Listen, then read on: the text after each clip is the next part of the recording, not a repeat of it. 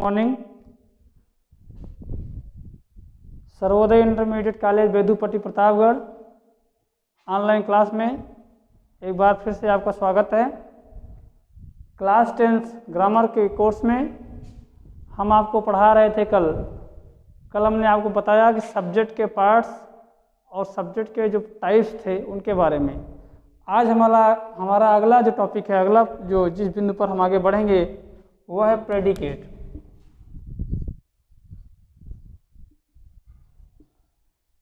Predicate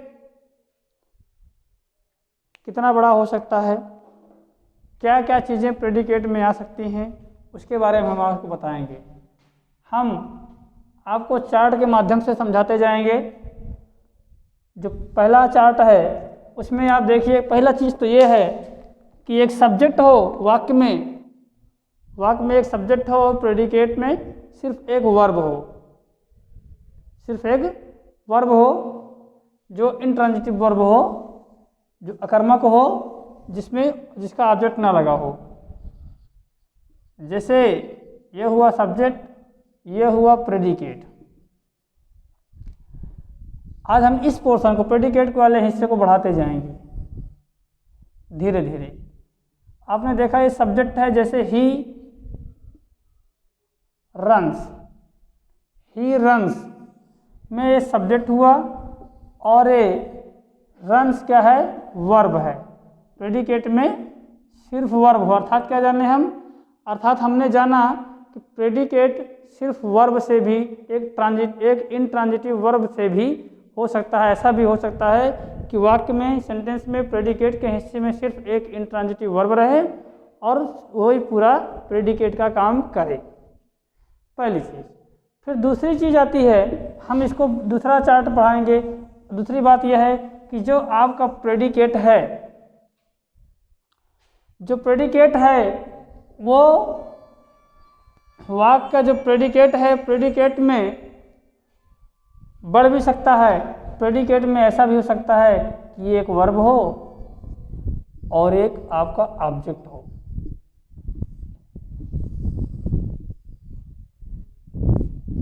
verb हो और object हो। जैसे ये सेंटेंस है, Seema goes to Aligarh. I am teaching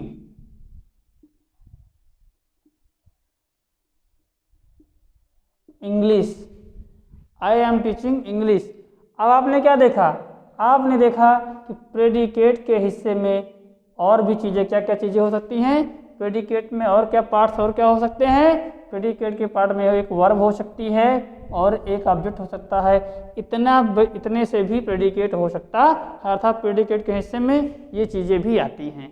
एक वर्ब आए, ट्रांजिटिव वर्ब, और उसके एक सकर्मक क्रिया, मतलब एक सकर्मक क्रिया हो, ट्रांजिटिव वर्ब हो, जिसका अर्थात ट्रांजिटिव वर्ब क्या है, वर्ब दो प्रकार की, जो मेन वर्ब जो होती है वो दो प्रकार की होती है, ट्रांजिटिव और इंट्रांजिटिव। इंट्रांजिटिव वर्ब क्या है, इंट्रांजिटिव वर्ब क्या है। ट्रांजिटिव वर्ब वो होती है जो ऑब्जेक्ट लेती है, और इंट्रांजिटिव वर्ब वो होती है जो बिना ऑब्जेक्ट के कंप्लीट कर देती है अपने अर्थ को, अर्थात जिसके साथ ऑब्जेक्ट नहीं होता है। जो मैंने कहा था पहले, जैसे ही रन्स, वह दौड़ता है, वहाँ पे इस सेंटेंस में वर्ब का ऑब्जेक्ट नहीं था, तो वो वर्ब वहाँ पे इंट्रांजिटिवली यूज हुई, अर्थात वो इंट्रांजिटिव वर्ब कहलाई। यहाँ पे गोज ये वर्ब है, इसका ऑब्जेक्ट है अलीगढ़। आई एम टीचिंग, इसका ऑब्जेक्ट है इंग्लिश। तो ये वर्ब क्या है, इसके साथ इसका ऑब्जेक्ट है, कर्म है, तो अर्थात ये कौन सी वर्ब कहलाई, ये ट्रांजिटिव वर्ब कहलाई। ठीक। अब आगे बात आती है कि ऑब्जेक्ट को भी हम बांट सकते हैं। अब जो ऑब्जेक्ट का भी विभाजन हो सकता है, आपने देखा कि ये सब्जेक्ट जो प्रेडिकेट है, प्रेडिकेट में वर्ब हो सकती है, पहले जाना। फिर आप अगले चार्ट में आप जान रहे हैं कि प्रेडिकेट में एक वर्ब हो सकती है, उसका ऑब्जेक्ट हो सकता है। ऑब्जेक्ट भी दो प्रकार का होता है, ऑब्जेक्ट भी दो प्रकार का होता है। एक होता है इनडायरेक्ट ऑब्जेक्ट और दूसरा होता है डायरेक्ट ऑब्जेक्ट।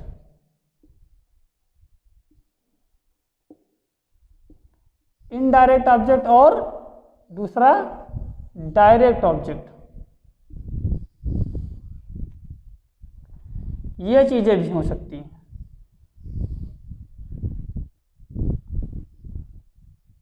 ये अब हम सेंटेंस लिख रहे हैं, जैसे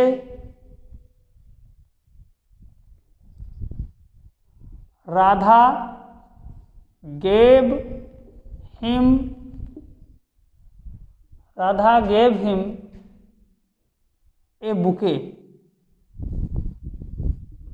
राधा ने उसे एक बुके दिया। तो यहाँ पे क्या है, राधा तो सब्जेक्ट हो गया, ये पूरा सब्जेक्ट है। अब इसके बारे में हमको सोचना नहीं कितना बड़ा है, छोटा है कि बड़ा है, कितने शब्दों से बना है, इसके पार्ट्स क्या है, इससे मतलब नहीं है। अब तो हम प्रेडिकेट के बारे में पढ़ रहे हैं, प्रेडिकेट के बारे में पढ़ रहे हैं तो हमने देखेंगे क्या कि राधा सब्जेक्ट है। इसके बाद छोड़िए, अब इधर आते हैं प्रेडिकेट में। प्रेडिकेट में देखा हमने कि ये एक वर्ब है, ये यहाँ पर ट्रांजिटिवली यूज हुई है, इसका ऑब्जेक्ट है। अब इसके ऑब्जेक्ट में दो ऑब्जेक्ट हैं। राधा ने दिया, क्या दिया, बुके दिया, तो इसका ऑब्जेक्ट मिल गया एक बुके। किसे दिया, उसे दिया, तो राधा ने उसे एक बुके दिया, तो हिम भी इसका ऑब्जेक्ट है और बुके भी ऑब्जेक्ट है। इस सेंटेंस में दो ऑब्जेक्ट हैं, तो एक ऑब्जेक्ट को जो ये लिविंग बीइंग है, जो सजीव है, ये वाला ऑब्जेक्ट, ये जो है ये इनडायरेक्ट ऑब्जेक्ट रहेगा और ये जो है ये डायरेक्ट ऑब्जेक्ट है, इसको हम डायरेक्ट ऑब्जेक्ट कहते हैं। ऐसा भी हो सकता है, आपने देखा कि वर्ब के बाद का आपका इसका क्रम की बात आती है, डायरेक्ट ऑब्जेक्ट और इनडायरेक्ट ऑब्जेक्ट के क्रम की बात आती है। तो इनडायरेक्ट ऑब्जेक्ट हमने पहले लिखा, डायरेक्ट ऑब्जेक्ट को बाद में लिखा। आप ऐसा भी कर सकते हैं कि डायरेक्ट ऑब्जेक्ट को पहले लगा दें और इनडायरेक्ट ऑब्जेक्ट को बाद में लगाएं। तो अंतर सिर्फ इतना होगा कि ये सेंटेंस जो होगा, ए बुके जो है इधर आ जाएगा, ए बुके इधर आ जाएगा, तो और हिम उधर चला जाएगा। इसके साथ टू लगा देंगे हमें, इसके साथ हम टू लगा देंगे, लेकिन तब भी ये इनडायरेक्ट ऑब्जेक्ट हो गया और ये जो है डायरेक्ट ऑब्जेक्ट हो गया। जो डायरेक्टली जो सामने जिसका आदान प्रदान हुआ वो डायरेक्ट वे में सामने है, वो बुके है और इसको दिया गया, ये तो है इनडायरेक्ट ऑब्जेक्ट हो गया। ये बात हो गई। अब सब्जेक्ट के बाद प्रेडिकेट में ये हिस्सा हो गया कि डायरेक्ट वर्ब हो, ऑब्जेक्ट हो। ऑब्जेक्ट भी दो प्रकार का हो सकता है, एक इनडायरेक्ट ऑब्जेक्ट, डायरेक्ट ऑब्जेक्ट, दो हो सकता है। और अगली बात जो है कि प्रेडिकेट में और क्या हो सकता है, प्रेडिकेट में और भी क्या हो सकता है कि ये जो सब्जेक्ट है इसके बाद ये वर्ब हो, प्रेडिकेट में इधर फिर ऑब्जेक्ट हो। ऑब्जेक्ट दो प्रकार का हो सकता है, आपने देखा, इनडायरेक्ट और डायरेक्ट ऑब्जेक्ट हो सकता है। तथा और प्रेडिकेट में क्या हो सकता है, और प्रेडिकेट में हो सकता है इधर भी एडवर्ब भी हो सकती है, एडवर्ब या एडवर्बियल फ्रेज।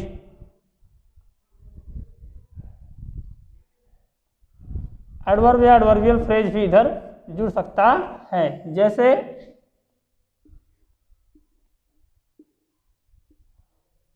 हमने अभी सेंटेंस लिखा था,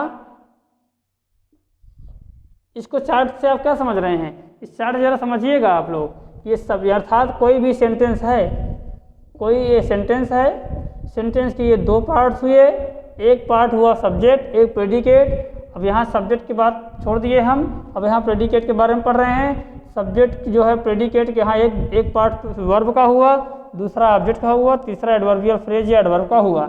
अब ऑब्जेक्ट के भी दो पार्ट हो सकते हैं, अर्थात ऑब्जेक्ट भी दो प्रकार का हो सकता है, एक इनडायरेक्ट ऑब्जेक्ट हो सकता है, एक डायरेक्ट ऑब्जेक्ट हो सकता है।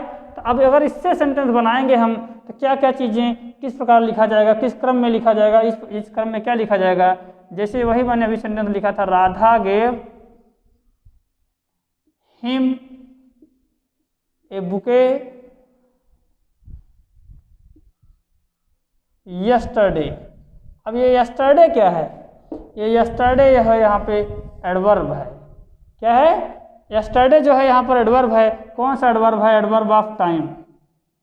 ये टाइम को बात कर रहा है, तो यस्टरडे क्या हो गया, एडवर्ब ऑफ टाइम हो गया। ठीक है, तो आपने क्या जाना यहाँ से कि प्रेडिकेट के इतना बड़ा प्रेडिकेट हो सकता है। ये एक वर्ब हो, ऑब्जेक्ट हो, डायरेक्ट ऑब्जेक्ट हो, इनडायरेक्ट ऑब्जेक्ट हो और एडवर्ब एडवर्बियल फ्रेज हो, इतना बड़ा प्रेडिकेट हो सकता है। और क्या चीज़ें प्रेडिकेट में हो सकती हैं, प्रेडिकेट के हिस्से में और क्या क्या चीज़ें आ सकती हैं। और जब हिस्से की बात करते हैं तो हम ऐसे भी देखेंगे।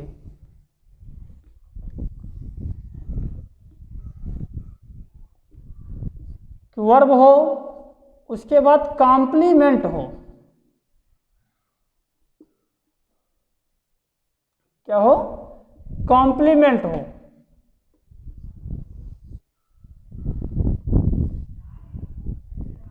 वर्ब है, उसके बाद कॉम्प्लीमेंट। अब हम आपको बताएं कॉम्प्लीमेंट क्या होता है, तभी जाने। नहीं हम तो ये होगा, आप सोचेंगे कि हमने कॉम्प्लीमेंट लिख दिया लेकिन बताए नहीं सर वह कॉम्प्लीमेंट होता है। कॉम्प्लीमेंट बना है, कॉम्प्लीमेंट जो होता है वो पूरा का काम करता है, अर्थात अधूरेपन को पूरा करने का काम करेगा। अर्थात जो सेंटेंस का जो वर्ब है और उसके बाद जो उसका ऑब्जेक्ट आएगा, उस ऑब्जेक्ट के अर्थ को, अधूरेपन को स्पष्ट करेगा। उस ऑब्जेक्ट के अधूरेपन को स्पष्ट करेगा कॉम्प्लीमेंट। जैसे मिस्टर रॉय अपॉइंटेड हिम, इधर ऑब्जेक्ट का कॉम्प्लीमेंट।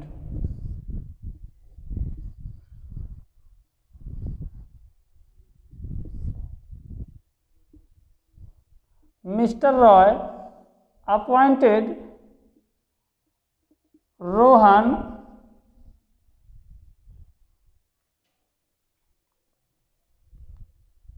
The clerk. यहां समझिएगा, अभी आपको दिमाग में ऐसा आएगा ये तो वैसे ही दिख रहा है जिस प्रकार से डायरेक्ट ऑब्जेक्ट और इनडायरेक्ट ऑब्जेक्ट पढ़ाया गया था, जिस प्रकार से डायरेक्ट ऑब्जेक्ट इनडायरेक्ट ऑब्जेक्ट को बताया गया उसी प्रकार से है। नहीं, वहाँ और इसमें अंतर है। वहाँ पे हुआ, वहाँ वो दोनों अलग अलग चीज़ें थी। डायरेक्ट ऑब्जेक्ट और इनडायरेक्ट ऑब्जेक्ट जो आपने पढ़ा, वहाँ पे दोनों चीज़ें अलग अलग थी। जैसे राधा ने उसे गुलदस्ता दिया तो हिम अलग चीज़ था और बुके जो है वो अलग चीज़ था। दोनों अलग अलग चीज़ें हैं, बुके और हिम। लेकिन यहाँ पर देखिए, यहाँ पे अंतर के, यहाँ उसमें कॉम्प्लीमेंट में और जो डायरेक्ट ऑब्जेक्ट में क्या अंतर है। मिस्टर रॉय ने अपॉइंट किया, नियुक्त किया, रोहन को क्या नियुक्त किया, क्लर्क नियुक्त किया। क्या नियुक्त किया, क्लर्क नियुक्त किया। अर्थात यहाँ पर रोहन जो है और क्लर्क है जो है वो दोनों चीज़ें क्या हैं, वो दोनों सेम हैं। रोहन ही क्लर्क है और क्लर्क ही रोहन है। पर अंतर क्या है कि रोहन का और मिस्टर रॉय ने रोहन को नियुक्त किया, मिस्टर रॉय ने रोहन को नियुक्त किया। अब नियुक्त किया ये तो बात अधूरी है। अब क्या नियुक्त किया, उसके मीनिंग को स्पष्ट करने का काम कर रहा है कॉम्प्लीमेंट। क्लर्क क्या नियुक्त किया, क्लर्क नियुक्त किया। रोहन क्या है, रोहन के मीनिंग स्पष्ट। अब यहाँ क्या होगी, रोहन का जो पद है वो स्पष्ट कैसे होगा, जब तक हम क्लर्क नहीं लिखेंगे। रोहन के बारे में स्पष्ट जानकारी ये नहीं हो पाएगी मिस्टर रॉय ने उनसे क्या नियुक्त किया और वो क्या है। तो क्लर्क क्या है, एक कॉम्प्लीमेंट का काम किया, इसके अर्थ को पूरा करने का काम किया। तो क्लर्क है, ये क्या है, ये क्लर्क जो है कॉम्प्लीमेंट है। ठीक, बहुत ज़्यादा नहीं। अब आगे हम इसके बारे में और अब कल बताएंगे आपको कॉम्प्लीमेंट के बारे में। अभी और बहुत सारी बातें हैं, इसके बारे में हम कल आपको विस्तृत